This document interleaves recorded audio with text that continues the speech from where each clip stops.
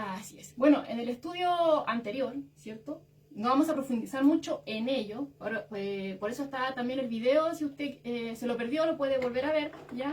Estamos iniciando en el Nuevo Testamento, pero antes de poder entrar en él, tenemos que comprender las cosas que acontecieron antes, ¿ya? Y eso es lo que estábamos viendo en parte en el estudio anterior, donde veíamos que desde el último libro, el último profeta, que era Malaquías, en el Antiguo Testamento, hasta la aparición de Juan el Bautista, hubo un periodo de silencio. Era lo que veíamos, de aproximadamente 400 años, ¿cierto? Amén. En donde no hubo profeta, por eso también se le conoce como silencio profético, ¿cierto? Claro. Donde Israel, no es que no pasó nada. Usted puede dar, como decíamos, puede ver su Biblia en el Antiguo Testamento, en el último profeta, Malaquías. Y claro, y posteriormente pasar a Mateo, nos separa un par de hojas. Pero ahí pasó mucho tiempo, en el cual sucedieron muchas cosas y que fueron dando forma, ¿cierto?, a la religión, fueron dando forma a esta religión judía y fueron preparando también el escenario para que llegara el Mesías, porque era en un momento oportuno que el Mesías tenía que venir, no era cualquier momento, y Dios estaba obrando ahí, ¿cierto?, para ese momento especial, preparando a su pueblo para ese momento. Amén. Así es. Y bueno, ahí veíamos, ¿cierto?, que en el Antiguo Testamento estaban bajo el dominio de los persas, ¿cierto? Y ellos de cierta forma le daban cierta libertad religiosa. Recordemos que antes de los persas estaba Babilonia. Estaban en Babilonia, ¿cierto?, bajo el yugo de Nabucodonosor, que destruyó el templo, se los llevó cautivo, ¿cierto?, a Babilonia. Pero cuando llegan los persas, ellos les permiten volver a su tierra. Y es ahí donde empieza nuevamente la reconstrucción del templo, la reconstrucción de las ceremonias y los ritos que ellos hacían, ¿cierto? Y viven de manera, como decíamos, bueno, simplificándolo, en paz. Hasta que, ¿cierto?, llega Carlomagno, claro, traen la cultura griega y ahí empezaron una serie de situaciones, ¿cierto?, que empiezan a presionar a los judíos para que se rindieran a esta cultura helénica. Veíamos que algunos cedían porque construyeron un gimnasio cerca del templo. Entonces había muchos que se iban para allá, ya preferían, en vez de estar en el templo, preferían irse a hacer gimnasia, y veíamos que hacían gimnasia desnudos, tiraban el disco y todas esas cosas, ¿ya? Entonces a los judíos que eran como más apegados a la ley, no les gustó mucho eso, y tenían grandes enfrentamientos. Luego llega otro personaje que empieza como a presionar con más intensidad al pueblo, que era Antíoco Epifanes, ¿cierto? Que él ya puso incluso una estatua de Zeus, ¿cierto?, en el santuario. Empezó a perseguir a aquellos que seguían el judaísmo, ¿cierto? Y empieza una persecución, empiezan a perseguir a aquellos que están circuncidándose, y así una serie de situaciones que al final llevó al pueblo ¿a qué? A una rebelión. Y es ahí, como veíamos en el estudio anterior, que se levantan los macabeos, ¿cierto?, y empiezan a luchar por esta libertad religiosa, logran hacerlo, ¿ya? Sacan, dedican nuevamente el templo, sacan todo esto del templo, lo dedican, pero no estaban contentos. Querían también la libertad política, ¿cierto? Y lo logran posteriormente. El pueblo estaba feliz. El pueblo estaba feliz, entonces a ellos les dan, ¿cierto?, la oportunidad de poder servir como líderes, ¿ya? Y es ahí como después aparece la dinastía Asmonea y sus descendientes, ¿cierto?, empiezan ahí a liderar. Eran apegados, ¿cierto?, separados de la cultura helénica. Pero después llega un personaje que empieza a abrazar esta cultura helénica, y es ahí cuando, ¿cierto?, hay un quiebre. Veíamos que estaban los hasideos, ¿cierto? Claro. Y estos hasideos se separan. Y de ahí en adelante aparecen como fariseos, veíamos, y ahí empiezan a aparecer los otros, los celotes y todo eso. Hasta que llegamos, ¿cierto?, a Herodes, ¿ya?, que es el que estaba en el tiempo de Jesús. Eso es simplificado en lo que vimos en el estudio anterior, ¿cierto? Y es necesario, ¿cierto?, refrescar la mente para que podamos también internalizarnos en lo que vamos a ver el día de hoy. Amén. Así que, como bien decía Giovanna, quedamos ahí viendo el tema con Herodes, ¿ya? Y sus dos hijos, Arquelao, o sea, y sus tres hijos, Arquelao, que veíamos que hereda Judea y Samaria, Herodes Artipa, bueno, este rey que decapitó a Juan el Bautista, y Felipe, que recibe Urea y Traconite y los territorios del norte, ya del noreste. Bueno, después Felipe es depuesto por la brutalidad que tenían por Arquelao. ¿Era de Arquelao, verdad? Claro, Arquelao fue depuesto. Sí.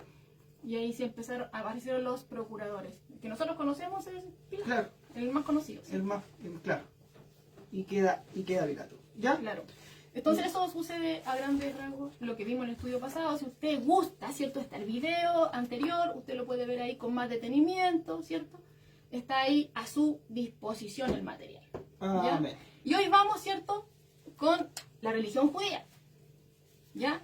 Bueno, estamos hablando del cautiverio babilónico, ¿cierto? Desde el cautiverio babilónico hasta la aparición de Juan el Bautista, como nos dimos cuenta en el resumen que les acabamos de compartir, empiezan a suceder ciertas cantidades de cosas en ellos, ¿cierto?, en el pueblo judío, que al final la religión empieza como a evolucionar a lo que hoy se llama como judaísmo.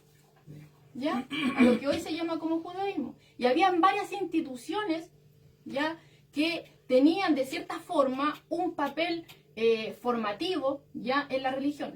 O dicho de otra forma, habían varias instituciones que le daban forma a la religión, dicho de otra forma, ¿ya? Entre ellas estaba la sinagoga, estaba la ley, ¿cierto?, y las tradiciones orales, estaba también el templo, las sectas y los partidos políticos, ¿cierto? Y también había una esperanza mesiánica. Vamos con el primero, que es la sinagoga. Amén. ¿Ya? Bueno, desde la destrucción del templo, volvemos nuevamente ahí, y eso es importante también porque nos tiene que quedar grabado, ¿ya? Porque ese es un momento muy especial y muy importante, ¿ya? Que desde cuando Babilonia se lo lleva cautivo, y lo hemos dicho y lo volvemos a repetir, Nabucodonosor destruye el templo. Ya, destruye el templo. Entonces, si se destruye el templo, se lo lleva cautivo, ellos no tenían cómo volver a realizar, ¿cierto?, este tipo de ceremonias, rituales que ellos hacían en el templo. Y aparte que no estaban tampoco ahí, sino que estaban en otra tierra. ¿Ya? Entonces, ¿qué sucede ahí? Que forzosamente cesan lo que son los ritos y las ceremonias. ¿Ya? Y esto empuja a que aparezcan las sinagogas. ¿Y qué eran las sinagogas, cierto? Eran centros locales de estudio y de adoración. ¿Ya? En ellos se estudiaba la palabra, se oraba y así muchas cosas más que vamos a ir nombrando ahora. ¿Ya? Bueno, donde quiera que había una comunidad judía, ¿ya? Se establecía una sinagoga. Como decíamos ahí, es local. ¿Ya? Era local, era un centro local. Entonces, donde quiera que había una comunidad judía, había una sinagoga, se establecía una sinagoga. Y estas tenían, bueno, como nos damos cuenta, gran importancia para poder mantener o conservar la fe de los judíos. Porque si bien ellos estaban dispersos en otras tierras, bueno, se iban levantando también nuevas generaciones que no conocían a este Dios. Entonces, si bien la tarea también recae en los padres, ¿cierto?, de poder instruir a los hijos, las sinagogas también tenían ahí un papel fundamental, porque servía como escuela, ¿ya? E instruía a los pequeños también, ¿ya? Ahí también estudiaban los rabinos, y ellos compartían también las enseñanzas y todas esas cosas, ¿ya? Entonces, como vemos ahí, esto servía para que ellos pudieran conservar la fe en el lugar donde estaban, ¿ya? Esto no es que sea como el templo. A diferencia del templo, aquí no se hacían sacrificios de animales. Eso lo tenemos que tener claro, ¿ya? Aquí no se hacían sacrificios de animales, ni nada de eso, ¿ya? Aquí era un centro local de estudio y de adoración. El templo era, ¿cierto? Después, cuando ya lo reconstruyen, es ahí para todos. Pero la sinagoga se levantaba en varios lugares donde estaban las comunidades judías, ¿ya? Ahora, la sinagoga, si bien estamos hablando de que se levanta o aparece o surge cuando estos fueron, es cierto que estaban cautivos, aparece la sinagoga, no solamente se limita a ese tiempo, sino que también perdura, ¿cierto?, a través del tiempo. Estaban en el cautiverio, se empiezan a aparecer en la sinagoga, luego cuando ellos vuelven, ¿cierto?, a su tierra, siguen la sinagoga. Después nos podemos dar cuenta en la misma escritura en el Nuevo Testamento, cuando hemos visto el estudio, o usted en predicaciones ha oído, o en la misma escritura usted ha leído, nos encontramos con un Jesús que iba a la sinagoga. Nos encontramos con un Pablo, ¿cierto?, que iba a la sinagoga. Perduró, ¿ya? Incluso hay información de que en el sitio de Jerusalén, ¿cierto?, en el 70 después de Cristo, se hizo como un conteo y aproximadamente habían como 400 sinagogas. Y hasta hoy en día todavía perduran. Hasta aquí en Chile hay, en Santiago hay sinagogas, ¿ya? Entonces vemos que perdura a través del tiempo, ¿ya? Y como les decía, servía como escuela local, centro comunal y también como sede de gobierno local, porque los ancianos religiosos, ¿cierto?, eran tanto autoridades civiles como también custodios de la moralidad pública, ¿ya? Y eso es lo que podemos decir en cuanto al primer punto, que es la sinagoga. Ahí nos damos cuenta. Entonces, ¿cómo es que aparece la sinagoga? Fue empujado, ¿cierto? Acontece cuando los judíos fueron exiliados, ¿cierto? Y ahí a ellos les sirve para poder conservar, ¿cierto?, la fe y poder transmitirla también a las nuevas generaciones en todo lugar. Amén. Amén. Bueno, y ahora vamos con el segundo. ¿Quieres decir algo? ¿Ya? No, dale. Vamos con el segundo punto, ¿cierto? Que estábamos diciendo que habían instituciones que daban forma, ¿cierto?, a la religión en el tiempo de Jesús. El segundo punto es la ley y las tradiciones orales. La ley y las tradiciones orales. Bueno, volviendo nuevamente al cautiverio. El cautiverio, ¿cierto?, le sirvió a ellos de dura disciplina. Lo hemos estudiado también, y si usted no lo ha estudiado, bueno, yo le explico un poquito. Al pueblo de Israel constantemente se le estuvo amonestando, se le estuvo advirtiendo por medio de los profetas, ¿ya? Se le decía que se volvieran a Dios, que dejaran de lado el pecado, que dejaran de hacer las cosas que a Dios le desagradaba y se arrepintiesen y volviesen a Él. Pero una y otra vez el pueblo se endurecía, ¿ya? Y eso usted lo puede ver constantemente en el Antiguo Testamento, que Dios está hablando, que Dios no castigaba de inmediato, sino que nuestro Dios es un Dios de misericordia. Este Dios de misericordia, ¿cierto?, es amor, lo hemos dicho, pero también es fuego consumidor. Entonces, Él le daba la advertencia, el pueblo no prestaba oído, ¿y qué venía? Venía lo que Dios había anunciado por medio de los profetas. Me viene a la mente, por ejemplo, cuando estaba Jeremías. Jeremías venía con el mensaje de que se arrepintiesen, que dejasen de hacer lo malo, y aparece un falso profeta. Y les decía que no, que ellos iban a prosperar, que les iba a ir súper bien, que nada iba a acontecer, y cosas así. Pero, ¿qué sucede? Lo que Dios mandó a hablar a Jeremías, ¿cierto? Entonces, y así vemos varios episodios, ¿cierto?, en el Antiguo Testamento, y que ellos también, porque el cautiverio babilónico también fue anunciado. Entonces, cuando ellos fueron llevados cautivos y después vuelven, todo eso había sido profetizado y había sido anunciado. Entonces, cuando ellos, si bien esto les sirve de advertencia, les sirve de gran advertencia, ellos se dan cuenta. ¿Se dan cuenta de qué? Se dan cuenta de que lo que Dios dijo se cumple. Lo vieron, lo que los profetas anunciaron se cumple. Y es así que cuando ellos vuelven a su tierra, empiezan a aferrarse más a la palabra de Dios. Amén. Se empiezan a abrazar más a ella, ¿ya? Entonces, se aferran tan fuerte como nunca antes lo habían hecho, ¿ya? hay que recordar que en este periodo, cuando los israelitas vuelven, ¿cierto?, a su tierra, no había rey. No había rey como antes, cuando estaba David, antes Saúl, cuando estaba Salomón, o después, posteriormente, ¿cierto?, cuando se divide el reino y habían reyes buenos, reyes malos. No, aquí no había rey, sino que la vida de ellos giraba en torno a ¿qué? A la ley, ¿cierto? Giraba en torno del sacerdocio y del templo. En torno a esto giraba la vida del pueblo, ¿ya? Y los sacerdotes eran los que gobernaban el pueblo, ¿ya? Entonces, como les decía, si bien ellos, esta situación, esta disciplina que Dios hizo a ellos, ¿cierto? A ellos los hizo abrazarse más a la Escritura y empezaron a estudiar profundamente la Escritura, ¿ya? Empezaron a sumergirse en ella e incluso llegaron a ser el pueblo del libro, ¿ya? Llegaron a ser el pueblo del libro de tan sumergido y tan intensamente que estaban buscándola, ¿ya? Y también esto produce algo también en ellos, ¿ya? ¿Qué produce? Que estos resultados de los estudios, los sacerdotes y los escribas, bueno, para aquellos que no saben lo que eran los escribas eran estudiosos profesionales que copiaban la escritura. Y entonces estos sacerdotes y los escribas empiezan a preparar un cuerpo cada vez más grande, ¿ya?, de interpretaciones de la ley. Ellos estudiaban la ley y empezaban a hacer interpretaciones de la ley.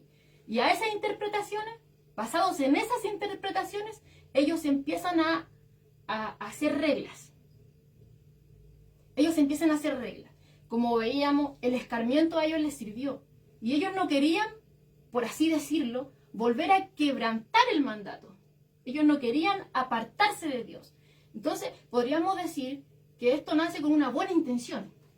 Claro, porque en querer ellos no apartarse de la ley y quieren tratar de apoyarse haciendo una lectura y también haciendo una interpretación de la ley y llevarla a otro libro donde, o llevarla a otro como sería un segundo mandamiento, donde ellos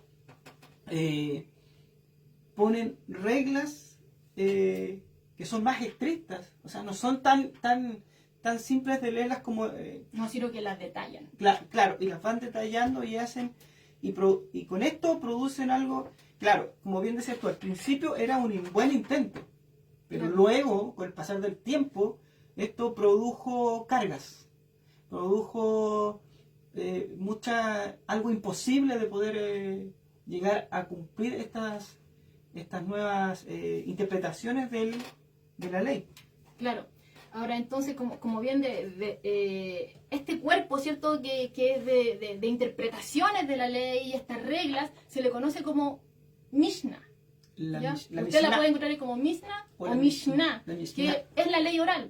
O si le suena, las tradiciones de los ancianos. Las tradiciones de los ancianos, claro. ¿Ya? Entonces, como decía Pedro, si bien a lo mejor en un principio fueron con la idea de no quebrantar el mandamiento, de no fallarle a Dios nuevamente, como lo habían hecho antes, ¿ya? Pero el corazón del hombre, usted sabe cómo es. La misma escritura dice que es torcido. Nosotros estamos a una línea, queremos hacer algo bien, pero estamos a un paso de irnos para otro lugar. Entonces, ¿qué sucede con esto? Si bien ellos quizás tenían la buena intención de no fallar nuevamente, de no quebrantar el mandato, ¿ya?, surge el problema de que a estas reglas, a esta nueva interpretación de la ley y con sus reglas que ellos van ahí haciendo, ¿cierto?, la ponen prácticamente al mismo nivel de la ley. Claro. Empiezan a hacer esto, empieza a ser tan obligatorio como cumplir la ley. Claro, es como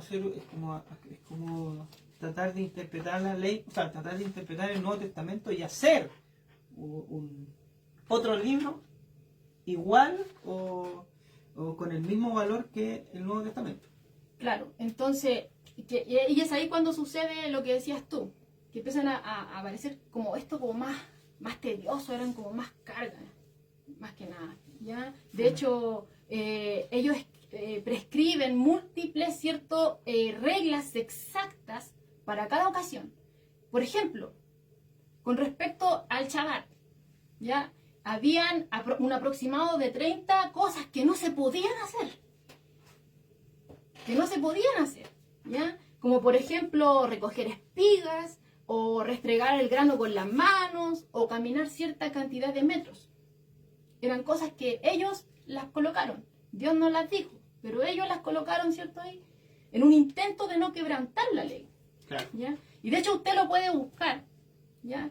Cosas que no se pueden hacer en el Shabbat. Y se va a encontrar con muchas. Van con su título. Por ejemplo, que no se puede hacer tal cosa, pero como decía Pedro, después se detalla en profundidad, con lujo y detalle, qué realmente es lo que no pueden hacer también. Claro. Como que se explayan más. Ya Así con es. respecto a eso.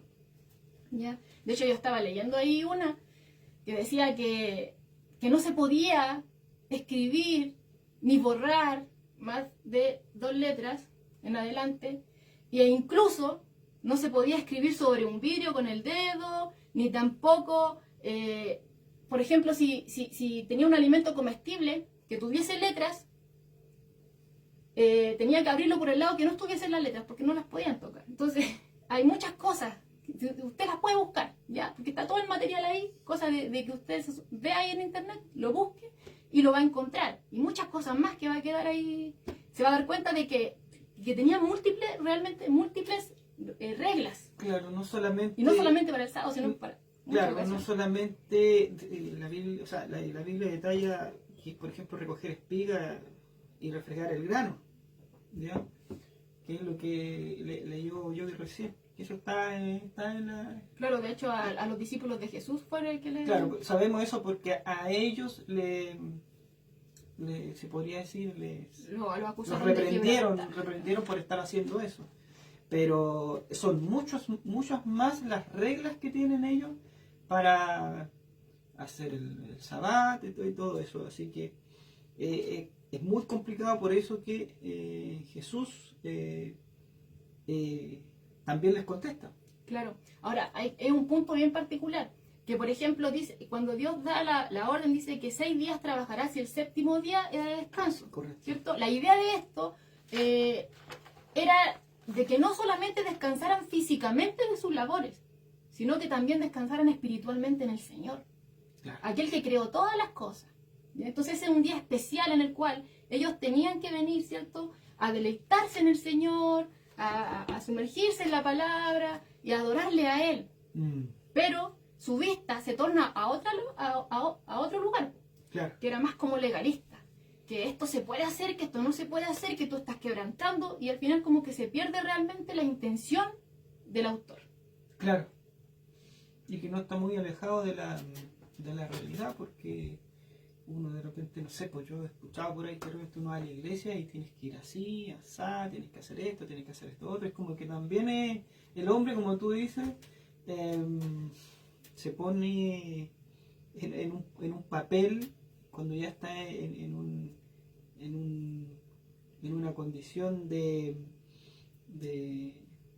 o de conocimiento de la escritura, empieza a ponerse creativo. Se empieza a poner creativo. Claro, se empieza a poner creativo y empieza a poner estas reglas para que lo único que hacen es alejar al hombre de Dios, cuando debería atraerlo a Dios. Entonces, ahí todavía siguen esas cosas. Claro, no se limitó a ese tiempo. ¿Sí? Claro, todavía siguen. Hay muchas religiones que todavía lo usan y hacen muchas cosas más. Claro, de hecho, como bien decías tú delante, estas cosas eran como carga para ellos. Y esto lo podemos encontrar registrado, ¿cierto?, en Lucas 11, verso 46, que dice así. Jesús, hablándole, ¿cierto?, a los escribas, le dice: ¡ay de vosotros, intérpretes de la ley! Porque cargáis a los hombres con cargas que no pueden llevar, pero vosotros ni aun con un dedo las tocáis. O sea, ellos se dedicaban solamente a que el otro las cumpliese. Claro. Pero ellos ni un dedo ponían para poder hacer algo o poder cumplirlo, ¿ya? Entonces Jesús se oponía a esto. De hecho, también esto es llamado como los mandamientos de hombre, ¿ya? Cuando les dice en Mateo 15:9, le dice, pues en vano me honran, enseñando como doctrinas mandamientos de hombre. Amén. Porque si bien a lo mejor ellos no querían quebrantar la ley, como les decíamos delante, quizás tenían, en un principio, esto era con la idea de agradar a Dios, de no quebrantar el mandamiento, pero resultó justo en lo que no querían. Empiezan a invalidar y a quebrantar el mandato, ¿ya? Por su tradición. Es que ahí vemos que la ley, o sea, la ley nadie la puede cumplir. Y aunque ellos tuvieran la buena intención de no quebrantar la ley, ese extremo que los llevó cuando se empezaron a poner creativos y a interpretar y poner cargas, como dice Jesús aquí, produjo que todos estos hombres, ¿verdad?, que querían acercarse a Dios, era imposible ya, porque estos hombres, ¿ya?, estos intérpretes de la ley, hacían todo lo posible para que la gente llevara más carga, que llevara harta carga, cosa que esto le fuera imposible poder llevarla encima. Pero ellos, relajaditos en su puesto, en su honorable puesto, viendo cómo todo esto sucedía. Entonces, Jesús no quería eso. O sea, No, sí, de hecho, incluso cuando entremos en el Sermón del Monte, bueno, si usted ya lo ha visto, ya lo estudiamos igual antes, tema el Sermón del Monte, cuando Jesús les dice, oísteis que fue dicho por los antiguos. claro. Está haciendo referencia, ¿cierto?, a estos mandatos de hombre, a esta tradición, ¿cierto?, de los ancianos. Pero Jesús se contrapone a esto y les dice, pero yo os digo. Claro. Porque realmente quizá iban con una buena intención, pero se desviaron, ¿ya? Claro. Y eso es, ahí vamos con el segundo punto, ¿cierto?, que es la ley, ¿cierto?, y las tradiciones orales. Y ahora pasamos Al tercer punto, al el tercer punto, templo. que es el templo. El templo. En el resumen hablábamos de Herodes el Grande, ¿verdad? Herodes el Grande. Porque está el otro Herodes después también, que es el hijo. Claro, después vienen los sucesores. ¿Ya? Y aquí en el tema del templo aparece Herodes el Grande, ¿ya? Herodes papá. vamos a Herodes decir. papá que reemplazó con el templo con un lo hizo tan pomposo, se podría decir en palabras simples, ¿ya? Y lo construyó para agraciarse se podría decir, con su pueblo, con el pueblo, con los judíos, ¿ya? Claro, porque Herodes, ¿cierto?, fue puesto como rey. Pero, Claro. como explicábamos en el estudio anterior, la mayoría del pueblo, porque habían algunos ahí que abrazaban a los Herodes, pues eran como... Y aquí, Andaban claro, por conveniencia. por conveniencia, y aquí Claro. este rey quiso agraciarse con ellos y ¿qué hizo? Le quiso reconstruir el templo Claro. a los judíos, ¿verdad? Hacer una restauración, y esto pasó en el siglo IV antes de Cristo. Claro, ahí los judíos, ¿cierto? No, la gran parte de los judíos no lo querían. ¿Por qué? Porque era rey, entonces lo tenían como un usurpador del trono. Porque no era descendiente de David, No, ni siquiera era de la dinastía Asmonea, que veíamos que venía de los macabeos. Ni aun ellos, ¿cierto?, echaron mano al trono. Que eran como prácticamente líderes, pero no echaban mano al trono, claro. ¿cierto? Y aún más, era idumeo, o sea que era descendiente de Edom, Edomita. los enemigos Claro. del pueblo. Entonces, no lo querían. Los otros, ¿cierto?, se acercaban más a la dinastía herodiana porque querían privilegios, como lo vamos a ver más adelante, ¿ya? Entonces se empezó a construir este templo, o a reconstruir este templo en el año 20 antes de Cristo, ¿ya? Pero dice que las grandes murallas, esas murallas dobles, y los patios exteriores no se completaron hasta el año 62 o 64, que duró muy poco, porque después 62, después de Cristo, porque después vemos que viene el 70, Claro, y ahí destruido. y viene la Claro. desolación. Recordemos desolación desoladora. Estaba el templo de Salomón, ¿cierto? El templo de Salomón lo destruyó, otra vez, Nabucodonosor, ¿cierto? luego cuando llegan los persas, ¿cierto? Se les permite nuevamente a los israelitas volver a su tierra y empiezan a reconstruir un templo. No era tan lujoso como el que hizo Herodes. Herodes hizo una obra, pero inmensa. Imagínense, dice que lo construyó en mármol blanco, y en unos estudios nosotros vimos como una parte de esto, en unos estudios, ¿ya? Y cubierto en gran parte de oro. Claro. Imagínense, o sea, mármol blanco cubierto de oro que reflejaba la luz del sol, ¿ya? Y esto hacía que deslumbrara ese esplendor del claro, entonces, imagínense a los peregrinos viniendo a la Pascua, ¿cierto? Y veían esta maravilla de la creación humana, se podría decir. Y ven este templo blanco, ¿verdad? Resplandeciente por el recubrimiento de oro que le puso. Imagínense, o sea, este no quiso congraciarse, esto quiso quedar más que bien con ellos. Pero ni aún así. Ni aún así, ya.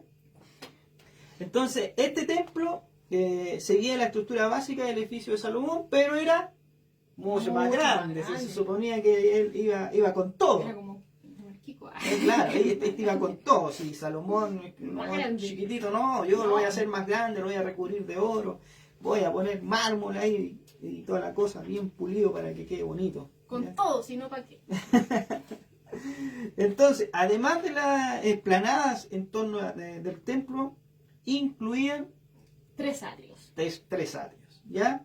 El atrio de los gentiles quedaba separado del atrio interior por un borde de piedras, ¿ya? Se permitía que todo el mundo entrara a él y a veces se usaba como mercado, ¿ya? Y ahí vemos... Claro, el episodio cuando Jesús echa a los cambistas, ¿cierto? A los que vendían animales y todo eso, estaban ellos ahí haciendo comercio, claro, en el atrio de los gentiles. Claro. Ahí era el único lugar donde los gentiles podían entrar, donde todo el mundo podía entrar.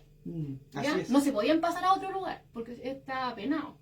Sí. ¿Ya? Ese es el atrio de los gentiles. Estaba el templo, ¿cierto? Y externamente, el patio más externo era el de los gentiles. Claro. Después viene otro que es el que va a explicar. Claro. Y de ahí viene el atrio interior, ¿ya? Que el atrio interior se divide en dos partes. El atrio de las mujeres y tenemos el atrio de los israelitas. ¿Ya? Y había otro más. Claro, había otro más. El santuario estaba rodeado por el atrio de los sacerdotes, ¿ya? Ahí vemos los tres atrios. ¿sí? Ahí están los tres atrios. El atrio de los gentiles contaba con dos hermosos pórticos que también lo vio en un estudio anteriores, donde estaba el pórtico de Salomón y el pórtico real, ¿ya? Ese era, sí. Ahí, ahí estaba el atrio de los gentiles, ¿ya? Ahora, en la muralla exterior, ¿cierto? De esta construcción, había una torre, había un área, ¿cierto? Que estaban los soldados romanos, que era estaba construida la fortaleza Antonia, ¿ya? Que sobrepasaba las murallas del templo. Entonces, desde ahí arriba, los romanos podían ver lo que sucedía. Muy famosa la torre, la fortaleza Antonia. Fortaleza Antonia. Sí, creo que es una película. Pero es muy famosa esta torre. Pero, ¿cierto? Si ellos vigilaban, los romanos podían vigilar lo que acontecía. También ellos, ¿cierto? En el templo tenían, podríamos decirlo, claro, tenían su propia policía. Su propia guardia personal. Claro, que vigilaba, ¿cierto? Las áreas de día y también de noche. Claro, estos eran los que hacían las patrullas para que no pasara nadie con la cosa. Así claro. Estos judíos ya tenían su propia guardia para ellos, ¿ya?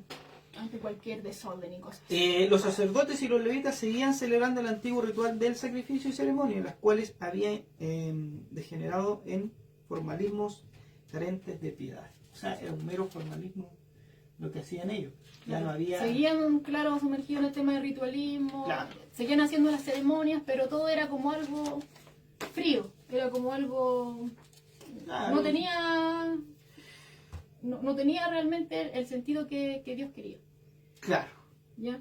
Y bueno, ellos veneraban tanto el templo, ¿ya? Lo veneraban tanto que cualquiera que viniese y dijese que el templo iba a ser destruido o que iban a cesar los sacrificios y las ceremonias, para ellos era terrible, ¿ya? Ahí veíamos que incluso a Jesús, ¿cierto? Cuando dice destruyan el templo y en 3 días lo No, ahí cuando No. dijo eso fue como, no sé, pues echarle agua al ¿Cómo? El aceite. templo. Claro, para ellos era tan sagrado, ¿cierto? Y también incluso a Esteban lo acusan falsamente también. Cuando dicen que, no, Claro. que está tentando contra el templo y la ley de Moisés. Que como que tenían ese enfoque, ¿cierto? Lo acusaban de blasfemia. Así es. A aquel que se iba en contra del templo, porque ellos lo veneraban tanto. Es que, claro, es que era su todo el templo para Porque ellos ellos. servían ahí, claro. Claro, porque era su todo y ya se lo habían reconstruido todo el tema, así que... pero este templo, este famoso templo, ya, tiene un final. Tiene- Es un triste y terrible final, ¿ya? Porque en la toma de Jerusalén en el año 70 después de Cristo, los romanos, ¿qué hicieron? Lo demolieron, ¿ya? Lo destruyeron. Destruyeron este templo que Herodes había reconstruido. Bueno, y ahí después vemos que así se cumple la profecía hecha por Cristo 40 años antes. ¿Y cuál fue esa profecía que Jesús hizo? Yo se las leo. Mateo Dice- 24. Mateo 24, versos 1 y 2, Jesús les dice, bueno, dice aquí la escritura, cuando Jesús salió del templo y se iba, se acercaron sus discípulos para mostrarle los edificios del templo. Amén. Respondiendo él les dijo, ¿veis todo esto? De cierto os digo que no quedará aquí piedra sobre piedra que no sea derribada. Y Amén. tal cual, se cumple, ¿cierto?, en la destrucción del año 70 después de Cristo a manos del general Tito. Así es. No quedó nada del templo. Eso fue todo lo que Destruido. destruido por completo. Y ahí ya, bueno, ¿cuánto se llama? Estos judíos, se podría decir, o los doctores de la ley y todo ese tema, ya, ahí ya quedan, desaparecen. Ellos desaparecen después de todo esto porque fue terrible todo esto. Claro, aquí. porque su vida era el templo. Su vida era el templo. ¿ya? Claro, y ahí ellos servían. Entonces, después, con el templo destruido, Ya ellos dejaron de ser. como lo vamos a ver, porque ahora pasamos, ¿cierto?, al cuarto punto, que son las sectas y los partidos, ¿cierto?, del judaísmo. Aquí están las sectas y partidos del judaísmo. Miren, partidos. Ya en ese tiempo ya había partidos. Claro. Al igual que otros pueblos, los judíos tendían a formar sectas religiosas y partidos políticos. Los grupos más importantes son los siguientes. Estaban los fariseos, ¿le suenan? Los saduceos, los esenios Los esenios. y los celotes. Esos eran como los grupos más importantes, Que eran los grupos más grandes y radicales. entre comillas. Claro. Por ejemplo, los fariseos, vamos con el primer punto, que son los fariseos, ¿cierto? Significa separados. Bueno, ya habíamos visto porque es que aparecen después con este quiebre, ¿cierto? Antes eran hasideos, pero ante ver que el líder que tenían ahí, o este descendiente asmoneo, empieza a abrazar la cultura helénica, Claro. o griega, ¿ya? A ellos no les gustó porque ellos eran bien apegados a la ley. Entonces no les gustó esto y entonces hubo un quiebre, se separan y de ahí en adelante aparecen como fariseos. Significa separados, ¿cierto? Y dicen que se lo pusieron de forma como sarcástica. Claro, eso iba a decirte, que creo que eso pasó. Y bueno, y como nota también, fariseo, su nombre del hebreo, Perusim. Perusim, del hebreo, ya para que lo anote ahí. Perusim. Es como Perú, sim. Sí, No, es Perusim. pero sí. ¿Ya? Bueno, que significa separados, ¿verdad? Y como bien decía Joey, dice que fue un apodo sarcástico que le pusieron a ellos ahí, ¿ya? Claro, ellos, ¿cierto? Eran la secta más grande y tenían mucha influencia, ¿cierto? En la época del Nuevo Testamento. Sí, porque, o sea, el Nuevo Testamento, solamente de abrir el Nuevo Testamento vamos a encontrarlo con un fariseo. De etapa a etapa, casi. Y claro, y también es importante decir que solamente ellos sobreviven, ¿cierto? Posterior a la destrucción del templo y de Jerusalén en el año 70 después de Cristo. Solamente ellos sobreviven como secta, ¿ya? Ahora, su doctrina, ¿cierto? La basaban en todos los libros del Antiguo Testamento. Claro, así es. ¿ya? En todos los libros del Antiguo Testamento. Ellos creían, ¿cierto?, en la inmortalidad del alma, creían que habían espíritus buenos y malos, y también creían en la resurrección. En la resurrección corporal, claro. Claro. Amén. Pero, si bien en el segundo punto estábamos hablando de la ley oral, Así ¿cierto?, es. de las tradiciones de los ancianos. Estábamos hablando de eso. Y estos, los fariseos, le atribuían gran importancia a la ley oral, a las Amén. tradiciones de los ancianos. Y se deleitaban en cumplir, ¿cierto?, estas reglas. Su deleite era cumplir estas reglas. Claro. ¿Ya? Entonces, por eso, dice un comentarista, eran separatistas, rígidos y legalistas, con consignas relativas a la oración, el arrepentimiento y las dádivas caritativas. Claro. Cumplían la letra de la ley, pero a menudo violaban su espíritu y carecían de la verdadera justicia, misericordia y fe. Claro, y por eso es que nos encontramos con un Jesús, ¿cierto?, Claro. que les decía sepulcros blanqueados, porque Víboras. ellos se mostraban de una forma por fuera, pero en su corazón había algo que no iba Claro. acorde a lo que se mostraba. Claro, no era. Por eso le decía sepulcro blanqueado, porque por fuera Claro, eran devotos. claro, porque sepulcro blanqueado también lo habíamos visto antes, ¿cierto? Que cuando se celebraba la Pascua, ellos limpiaban, ¿cierto?, los sepulcros que estaban afuera, Claro. porque como era desértico se podían tapar, entonces alguien lo podía tocar y se contaminaba, entonces ellos los limpiaban y los blanqueaban para que los pudiesen ver.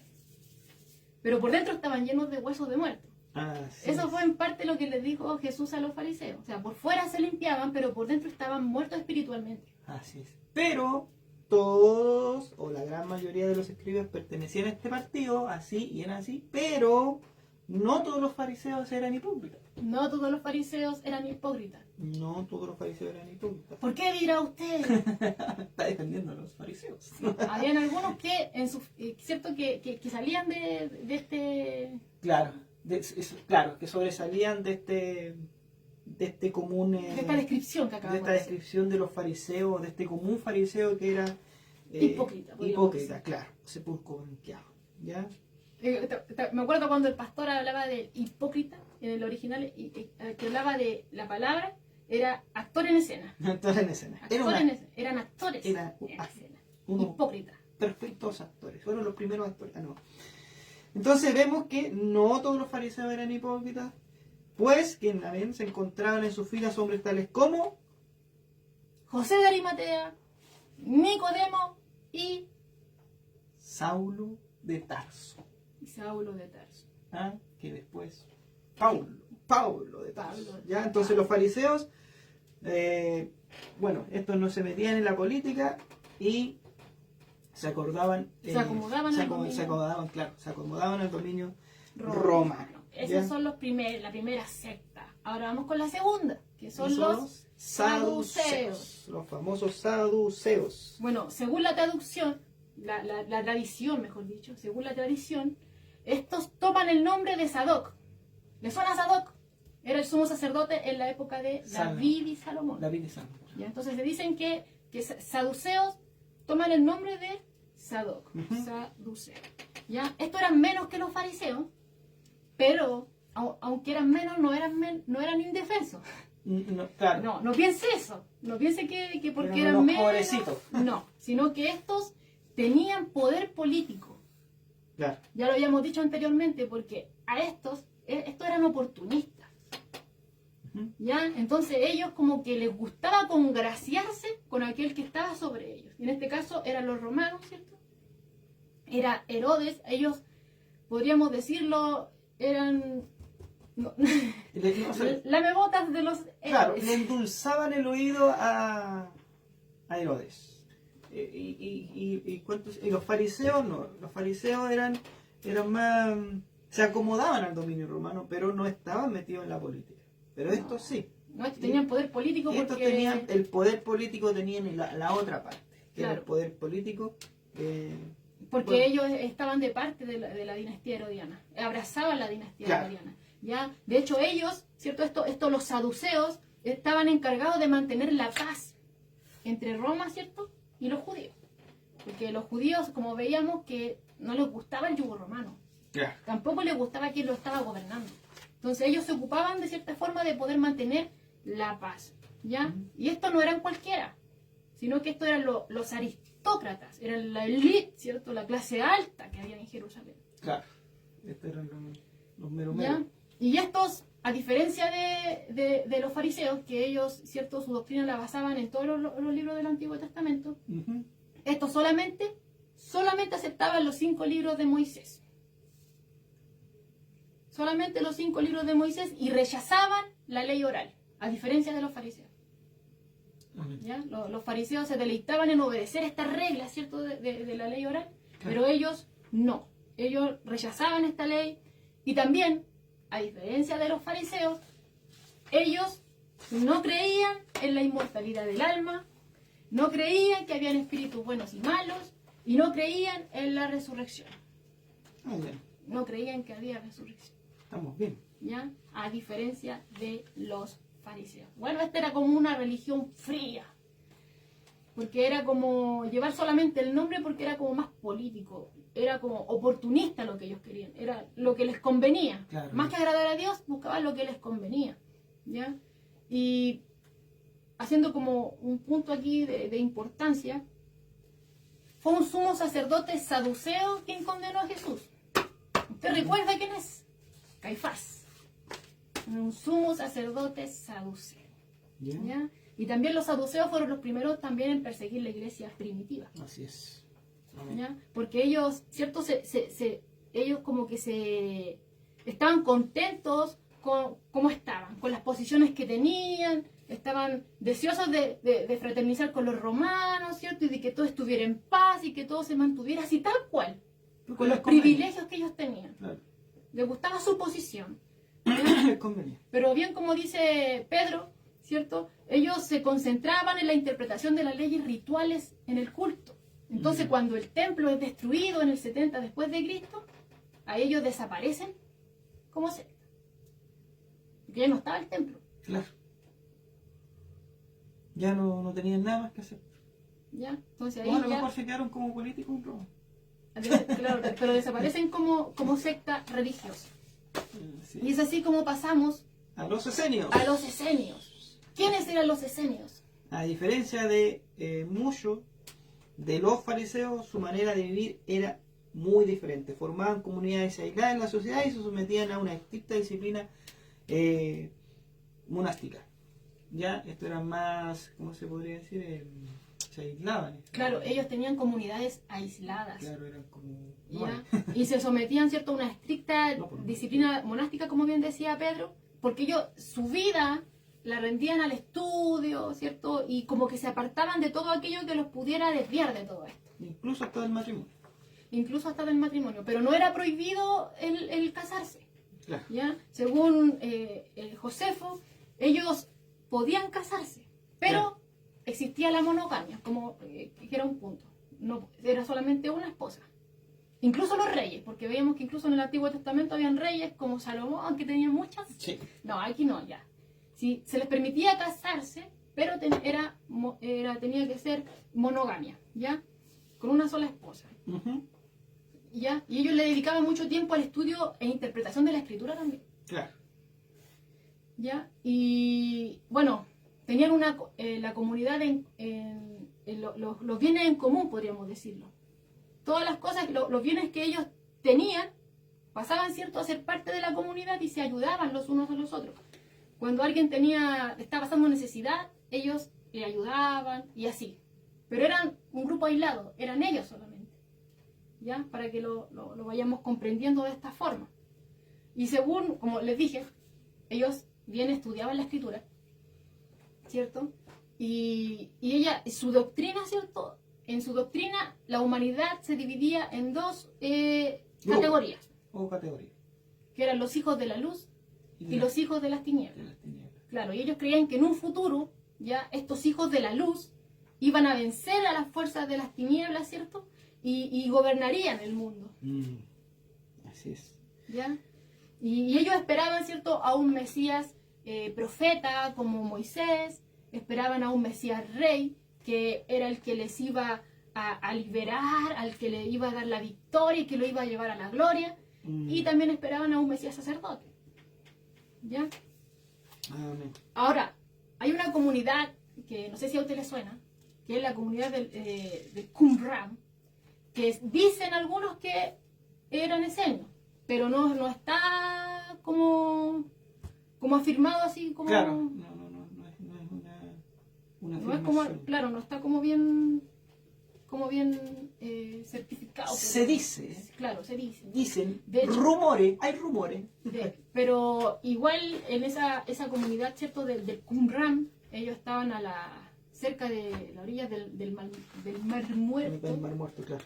¿Ya? Y todavía, si usted puede ver ahí en YouTube, ahí están las ruinas, estas cosas ahí, las cuevas, donde ahí se encontraron muchos manuscritos, libros apócrifos, ¿cierto? Y otras, encontraron mucho rollo ahí, ¿ya?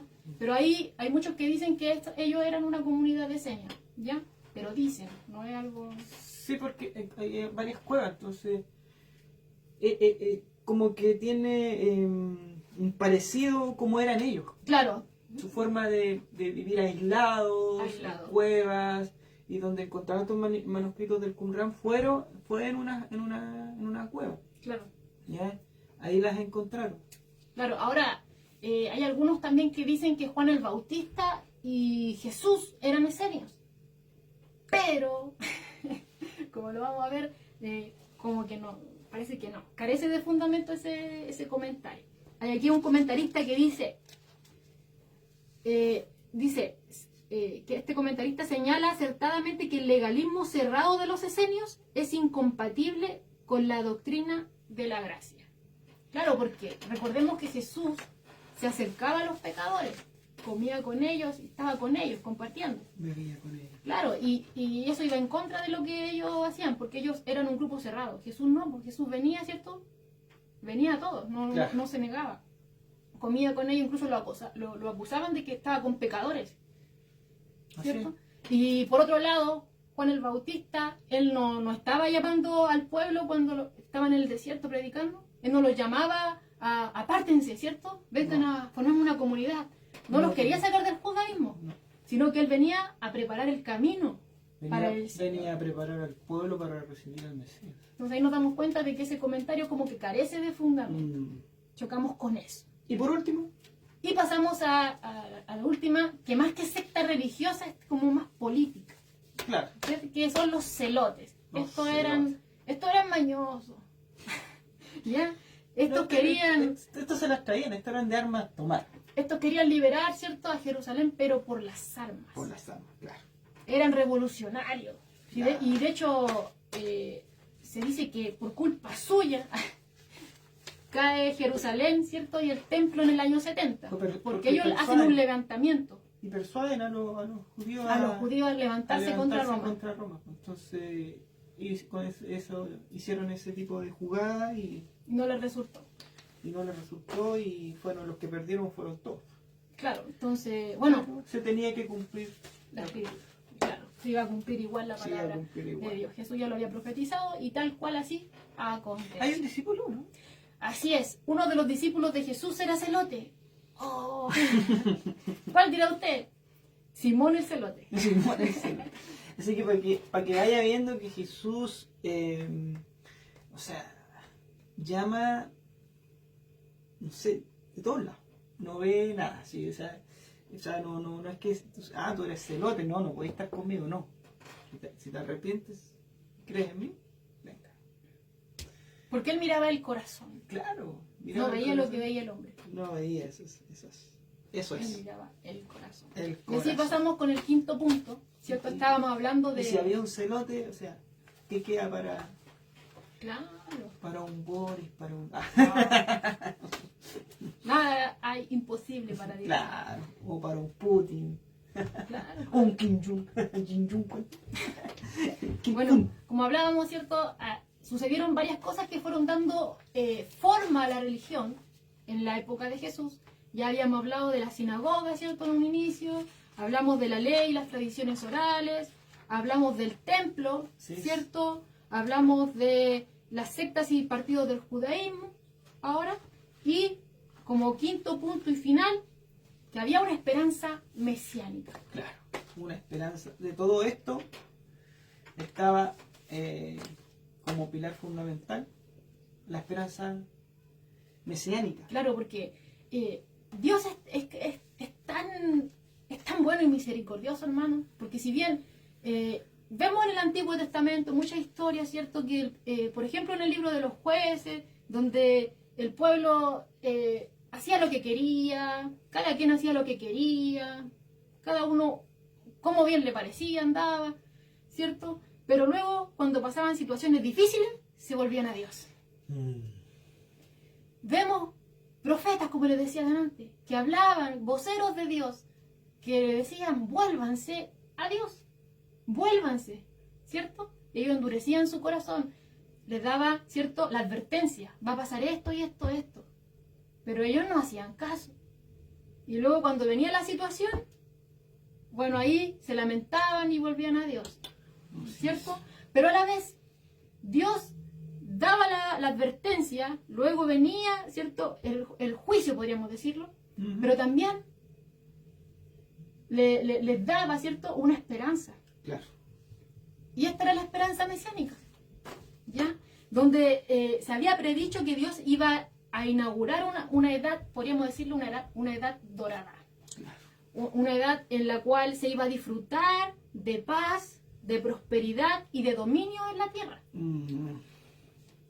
¿Ya? Y entonces ellos estaban con la vista puesta ahí, de que Dios iba a levantar un rey, un hijo de David, donde ellos iban a ser libres, ¿cierto? Iban a disfrutar de esta paz, iban a disfrutar de esta prosperidad, Dios iba a gobernar, ellos lo estaban esperando, de que este Mesías, ¿cierto?, los iba a llevar a la gloria. A la gloria.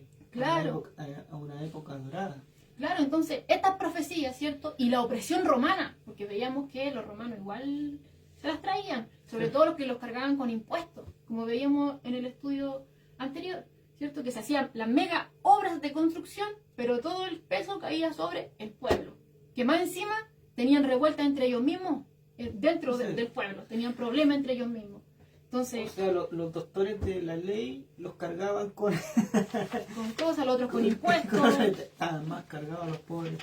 Claro, entonces toda esta opresión romana, todas las situaciones que estaban afrontando y que vivieron, estaban alimentando esta esperanza mesiánica, ¿ya? Y esta esperanza se le conoce también como la consolación de Israel. O la redención. O la redención. Se le conoce como la consolación de Israel o la redención, ¿ya? Ellos esperaban, ¿cierto?, que viniera un profeta como Moisés o como el profeta Elías. Así es, sí. ¿Ya? Sí, pues, sí. Ellos pensaban, incluso a Juan el Bautista le van a preguntar, Claro. ¿quién eres tú? ¿Eres Elías? Claro, entonces algunos pensaban que Dios iba a intervenir de tal manera de que iba a destruir el mundo. Claro. Otros pensaban que quizá iba a venir un Mesías como sobrenatural, esa palabra que hoy se usa. Se usa esto, que iba a venir un Mesías sobrenatural y que iba a venir como en juicio y que iba a limpiar la tierra y que iba a gobernar, ¿cierto? Y que ellos, pueblo, claro, y que iba a reinar sobre la tierra. Y sobre todo, se tenía la esperanza de que el Mesías iba a quitar el yugo romano. Que iba a quitar el yugo romano, ¿ya? Y que los iba a conquistar y que se iba a establecer como un reino político y que Jerusalén iba a ser la capital del mundo. Entonces tenían todas esas cosas en mente, con todas las situaciones que lo estaban agobiando diariamente. Y por eso es que nosotros en el principio les decíamos que para poder comprender el Nuevo Testamento es necesario conocer lo que ocurre, ¿cierto?, en el contexto. Claro. Es necesario conocer el trasfondo histórico y religioso para que nosotros podamos conocer por qué es que estaban los fariseos, por qué es que reaccionan así, por qué están los saduceos, por qué reaccionan así, quién estaba gobernando, cómo eran los romanos. Necesitamos saber eso para poder comprender el Nuevo Testamento. ¿Ya? Ahora, si bien ellos tenían toda esta idea del Mesías, ¿ya?, los líderes religiosos trataban de apagar este entusiasmo. ¿Ya? Los saduceos a usted quizá les suena, ¿por qué? Porque ellos querían los privilegios. Ellos estaban bien como estaban.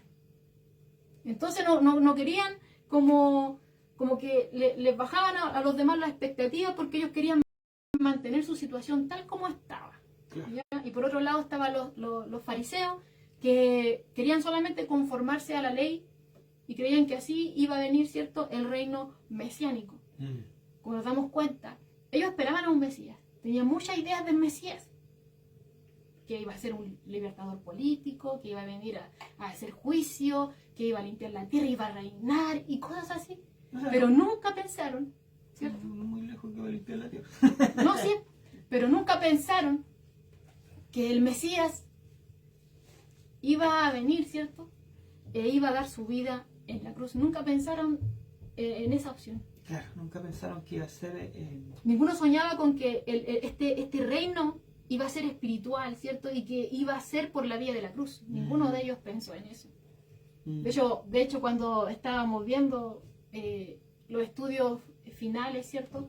Veíamos a los discípulos que iban a Emaús, iban muy tristes. O sea, que nosotros, prácticamente, parafraseando, pensábamos que Él era, Claro. que Él nos iba a liberar del yugo romano, pero nos tenía que liberar, no caer en las manos de ellos, no ser golpeado por ellos y clavado en la cruz por ellos. Nosotros pensamos que Él era, y iban tristes. Ahí aparece Jesús, ¿cierto? A hablarle, no era necesario que así aconteciese.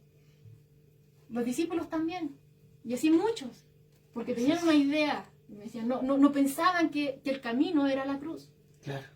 aunque ya había sido profetizado también, ¿cierto? Pero esto es lo maravilloso del plan de Dios, que como a mí me gustó algo que veíamos también, decía que los pensamientos de Dios no son como los nuestros, No. son mucho más grandes, porque ellos a lo mejor esperaban una liberación solamente para su pueblo, pero Dios pensó más grande en incluirnos incluso a nosotros. Los gentiles. Amén. Nosotros somos los gentiles. Amén. Le damos gracias al Señor por esta palabra, por este estudio que hoy tuvimos, nutritivo, ¿cierto?, para nosotros, que es necesario que lo conozcamos, es necesario para que después podamos también compartirlo con otros que quizás tienen dudas, que a lo mejor no saben y nos van a preguntar. No está de más. A lo mejor no le quedó algo claro, puede volver atrás, ¿cierto? Después, porque el video, como decíamos delante, está ahí en la página. Claro. Ahí lo puede ver con más detenimiento, le puede poner pausa, puede anotar con más calma, ¿cierto? Pero está el material. Así que le damos gracias al Señor por este momento, le damos gracias al Señor por ustedes que están acá también. Y puede buscarlo también, hermano, si también puede buscar corroborar la información que nosotros le estamos entregando. Porque usted también tiene una responsabilidad que es también poner lo que se le está diciendo con lo que usted encuentra. Claro, porque a grandes rasgos nosotros aquí estamos simplificando, ¿cierto? Usted se va a encontrar con mucha más información, más detallada, con otro tipo, o sea, con otras cosas que pasaron también entre medio por ahí, y va a ser como dijeron, más detallada, pero acá se está haciendo algo que es un resumen corto para poder entrar al estudio, así que no se preocupe si hoy día no dimos un libro, por ejemplo, o Mateo o Lucas, no, porque estamos haciendo un resumen para poder entrar ahí. Y que podamos comprender. Y podamos comprender, como bien decía Joana, lo que estaba sucediendo antes y durante todo esto que viene ahora, que es el estudio. Amén. Para que podamos... Y también un poquito de lo que pasa después, que nos fuimos ahí a la destrucción del templo en el año 70 después de Cristo. Así que también nos pasamos un poquito para que también entienda usted y vea, tenga un margen de podríamos decir, de historia donde nos vamos a estar moviendo. Eso es en grandes rasgos. Así que, como bien decía Joana, gracias al Señor por poder estar transmitiendo para ustedes, poder estar aquí con ustedes, acompañarlo en el lugar que se encuentran ustedes y también esperando que haya sido de bendición y nos hayan podido entender, pues si no nos entendieron vamos a poner subtítulos después para poder que puedan entender. No, hermano. Gracias a cada uno de ustedes, esperando que puedan compartir todo esto. Vamos a orar y de ahí vamos a leer los... Sí, porque la semana pasada se nos olvidó saludar. Se nos olvidó saludar la semana pasada. Y nadie dijo, saluden hermano, saluden. No, nadie. Así que vamos a orar, vamos a darle gracias al Señor por esta oportunidad que nos da de poder estar escudriñando un poco más de la Escritura. Amén. Amén. Padre, en el nombre de Jesús, seguimos ante tu preciosa presencia, Padre amado. Primeramente, Padre eterno, darte la gloria y la honra a ti por tu palabra, Señor, por tu promesa, Padre amado, que es Jesucristo, tu amado Hijo, el Mesías, Señor. Gracias, Señor, por lo que nos has dejado de tu palabra, Señor, en la cual te conocemos a ti, nos conocemos a nosotros, Señor, y vemos lo que tú quieres para nosotros, que es todo de bien, amado Padre. Te damos gracias, Señor, por cada uno de los hermanos que hoy se conectaron. Te damos gracias por cada hermano que se vaya a conectar y por aquel amigo que pase por esta transmisión. Seas tú bendiciéndole enormemente. Y de forma especial te pido una bendición para cada uno de ellos en esta semana que queda, en la condición que se encuentren. Si están pasando enfermedad, si están pasando pruebas, Señor, dificultad. Señor, ayúdales tú, fortaléceles, aumentales la fe, ayúdales a caminar conforme a tu voluntad, Señor, sin perder la mirada al blanco perfecto. Y ayúdanos a nosotros, Señor, a amarte, ayúdanos a seguirte, ayúdanos, Señor, pon en nuestro corazón, Señor, ese anhelo de buscarte constantemente y que también en todas las dificultades que tengamos podamos venir a ti, a buscarte a ti en medio de esa dificultad y también en la abundancia, en esa alegría, también poder alabarte y gozarte y gozarnos en ti, Señor. Ayúdanos a que día a día, Señor, podamos buscarte, porque tú nos das la oportunidad cada día, Señor, de poder buscarte, de poder escucharte, de poder seguirte, de poder venir a tu presencia, amado Padre, en oración, Señor, ya sea en una alabanza, Padre. Te damos gracias, Señor. En el nombre de Jesús, toda la gloria y la honra es para ti, Padre. Amén.